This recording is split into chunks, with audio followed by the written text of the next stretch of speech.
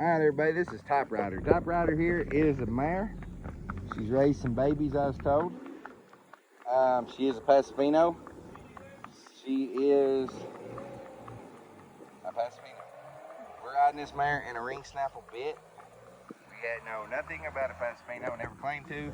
We don't know how to ride one. We don't know nothing about them. I know that they're fast. They rack fast like a TYPEWRITER. That's why her name's TYPEWRITER. I don't know if she's had a show history. I don't have a clue. But she is being ridden right now in a ring snaffle bit.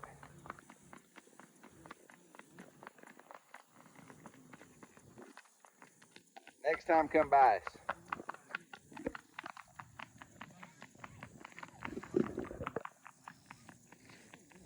But pretty mare. She's a bay, real dark bay mare. No white that I can see.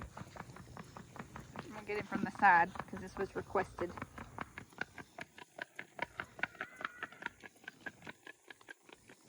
She got saddle galls up her back. Big long pretty tail. Probably one of the prettiest Pasos we've had here in a long time. Probably 13-3. She ain't a really big horse.